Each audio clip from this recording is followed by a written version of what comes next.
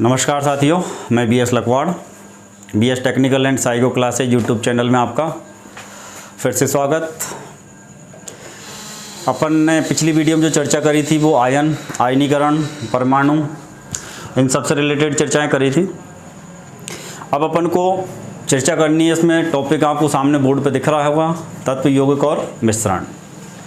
परमाणु से रिलेटेड ये टॉपिक, परमाणु की कई सारी वीडियो हो गई। आज इस परमाणु को इसके अंदर फ्री करते हैं, फिर परमाणु से मुलाकात होगी विद्युत उत्पादन, वितरण, पारेषण वाले टॉपिक में जाकर, जहाँ परमाणु बिजली घरों के अंदर कैसे बिजली उत्पन्न करते हैं, वहाँ विखंडन भी पढ़ेंगे, संलयन भी पढ़ेंगे, परमाणु भट्टी के बारे में पढ़ेंगे। अब तक अपन ने पढ़ाई कोई परमाणु की संरचना, उसके आयन कैसे बनते हैं, आयन कितनी प्रकार के होते हैं, परमाणु पे कौन सा आवेश आ सकता है, धनायन बन सकते हैं, ऋणायन बन सकते हैं। इस वीडियो में अपन जो चर्चा करेंगे वो करेंगे तत्व क्या होते हैं, यौगिक क्या होते हैं, मिश्रण क्या होता है, तत्व कैसे बनते हैं, कितने तत्व हैं अपने पास, यौगिक, मिश्रण, इन सब के बारे में अपन चर्चा करेंगे। टॉपिक ज़्यादा बड़ा नहीं है, ज़्यादा समझने का भी नहीं है। तीनों की तीन परिभाषाएं हैं, सबसे मेन जो है तीनों की तीन परिभाषाएं, उनको मेन समझना होगा। तो सबसे पहले अपन किसको लेते हैं, तत्व को। तो अपने पास में तत्व क्या है, तत्व को ही अपन बोलते हैं एलिमेंट। तत्व को ही अपन एलिमेंट। अब अपन ने परमाणु पढ़ा है और एलिमेंट की परिभाषा या तत्व की परिभाषा अपन पढ़ें, तो यहाँ अपन पढ़ेंगे एक ही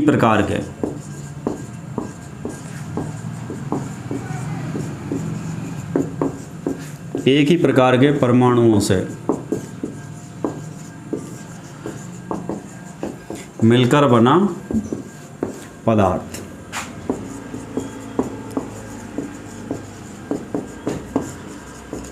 तत्व कहलाता है।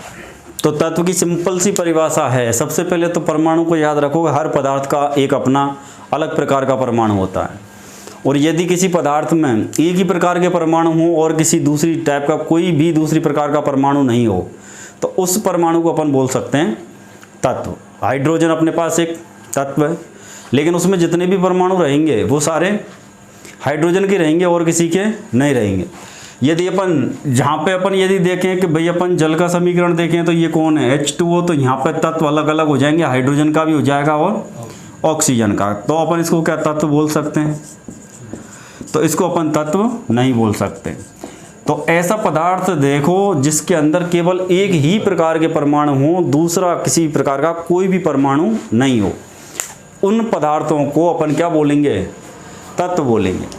तो अपने पास में सिंपल सी परिभाषा है, एक ही प्रकार के परमाणुओं से मिलकर बने पदार्थ हैं, ये क्या कहलाएंगे, तत्व। अब यदि तत्वों की अपन चर्चा करें तो कितने प्रकार के तत्व हैं, तो अब तक जो हैं, यदि प्राकृतिक अपन तत्वों की बात करें तो इनकी जो संख्या है वो मानी गई है 92। यदि अपन कृत्रिम तत्वों की चर्चा करें तो इनकी मानी गई है संख्या 13। अपन यदि मेंडलीव की सारणी के अनुसार,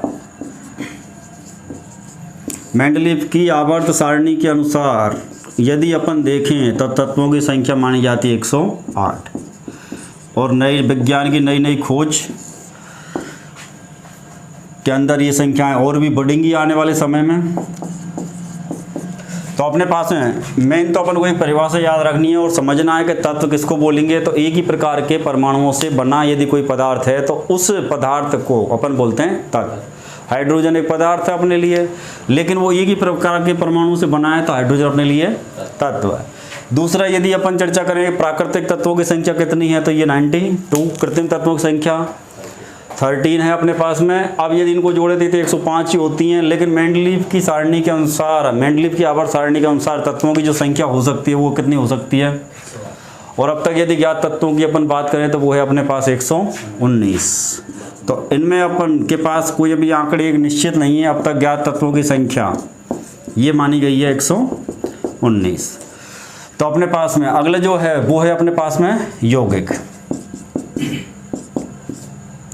यौगिक को ही अपन बोलते हैं कंपाउंड।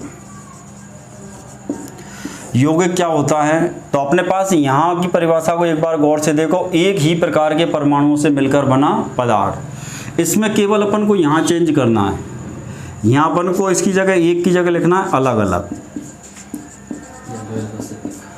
अलग अलग, या फिर अपन लिखेंगे 2 या फिर 2 से अधिक, 2 या 2 से अधिक प्रकार के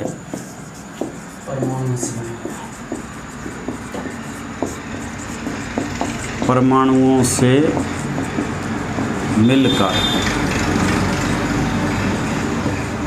बना पदार्थ। तो यहाँ की परिभाषा में थोड़ा चेंज आया है। यहाँ एक ही प्रकार के परमाणु थे, इस परिभाषा में लिख रहा है भाई अलग अलग प्रकार के हो, या तो परमाणु अलग अलग, या फिर 2 या 2 से अधिक प्रकार के हों, या तो 2 ही हों वो अलग, लेकिन हों कैसे अलग अलग। एक प्रकार के होंगे तो यौगिक नहीं बनेगा, तत्व बन जाएगा। तो या तो अलग अलग प्रकार के परमाणुओं से मिलकर बना पदार्थ, या फिर अपन कह सकते हैं 2 या 2 से अधिक प्रकार के कौन परमाणु से मिलकर बना पदार्थ है, वो कहलाता है अपन का यौगिक। और यौगिकों की संख्या का कोई निर्धारण नहीं है। अब यदि अपन बात करें जैसे H2O जल है अपने पास में, इस जल के अंदर अलग अलग प्रकार के परमाणु मिलेंगे। यहाँ पे अपन को मिलेंगे हाइड्रोजन के परमाणु और इसके अलावा मिलेंगे ऑक्सीजन के। तो यहाँ पे एक प्रकार के परमाणु नहीं है, तो पदार्थ है ये जल। जल अपने लिए क्या है? पदार्थ। लेकिन ये ऐसा पदार्थ है जिसके अंदर जो परमाणु हैं वो एक प्रकार के नहीं है, वो एक से अधिक। तो अपने पास में एक से अधिक, 2 या 2 से अधिक प्रकार के परमाणु से मिलकर बना जो पदार्थ है वो कहलाता है अपन का यौगिक। अब अपने पास में यौगिक के अंदर यदि हाइड्रोजन ऑक्सीजन मिल गए तो क्या इसको अपन आसानी से अलग कर सकते हैं? तो यदि यहाँ पे जो अलग अलग प्रकार के परमाणु हैं इनको यदि अलग करने की यदि बात आएगी तो इनको अपन भौतिक प्रक्रियाओं से अलग नहीं कर सकते, इनको अपन रासायनिक क्रियाओं के द्वारा क्या कर सकते हैं? अलग अलग। इनको अपन रासायनिक क्रियाओं द्वारा अलग अलग कर सकते हैं। यदि किसी यौगिक के अंदर अलग अलग प्रकार के परमाणु हैं और उनको अपन को अलग अलग करना पड़ जाए तो अपन उनको भौतिक रूप से अलग अलग नहीं कर सकते, उनको अपन किस रूप से? रासायनिक क्रियाओं के द्वारा उनको अपन क्या कर पाएंगे? अलग अलग। तीसरा जो है अपने पास में ये कौन है? मिश्रण, या इसी को अपन बोलेंगे मिक्सचर।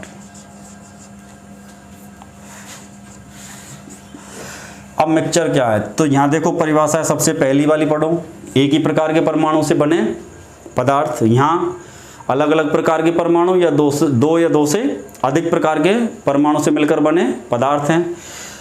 अब यहाँ तो थे कौन? परमाणु से मिलकर। यहाँ तो जो पदार्थ बन रहे हैं वो किससे मिलकर बन रहे हैं? परमाणुओं से। लेकिन जो मिक्सर या मिश्रण जो बनता है वहाँ अपन की परिभाषा में थोड़ा चेंज है, 2 या फिर अपन लिख सकते हैं 2 से अधिक। कम से कम वो 2 हैं या 2 से अधिक प्रकार के परमाणु नहीं आएगा, यहाँ आएगा पदार्थों से मिलकर बना यदि कोई पदार्थ है उसको अपन क्या बोलेंगे? मिश्रण। अब मिश्रण में 2 या 2 से पदार्थ अपन मिला दें, जैसे एक तो अपने पास नमक है, दूसरा अपने पास जल है। नमक और जल का ये क्या बन गया? अपना एक मिश्रण बन गया। या फिर अपन चीनी लें, चीनी को अपन जल में मिला दें या चीनी को दूध में मिला दें तो वो अपना क्या तैयार हो गया? एक मिश्रण तैयार हो गया। या फिर अपन जैसे अब कास्टिक सोडा लें, उसको अपन पानी में मिला दें, और इसको यदि अपन चाहे खाने का सोडा है उसको यदि पानी में मिलाएंगे तो ये सब क्या तैयार हुए अपने हैं। लेकिन यहाँ देखने की बात ये है कि ये अलग अलग प्रकार के परमाणु नहीं हैं, ये क्या अलग अलग प्रकार के पदार्थ हैं।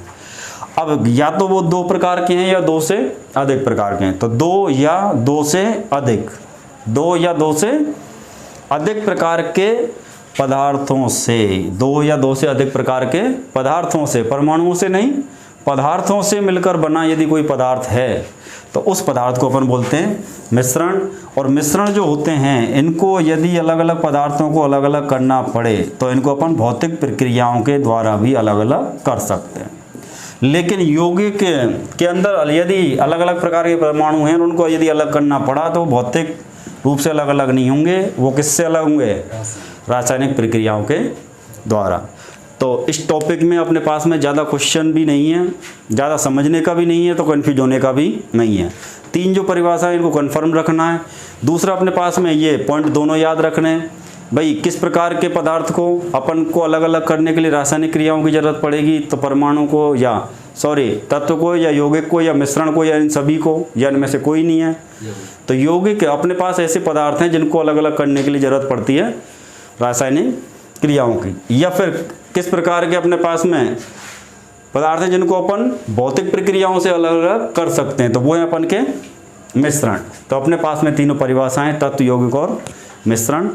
और इसके अलावा कौन से अपन रासायनिक क्रियाओं से अलग कर सकते हैं और किसको अपन भौतिक प्रक्रियाओं के द्वारा अलग कर सकते हैं। वीडियो में ज़्यादा कहीं कन्फ्यूज होने की ज़रूरत नहीं है, इस वीडियो में इतना ही है। फिर भी यदि आपके मन में कोई डाउट या क्वेश्चन रहे, आप कमेंट सेक्शन में लिखना नहीं भूलें। जय हिंद, जय भारत।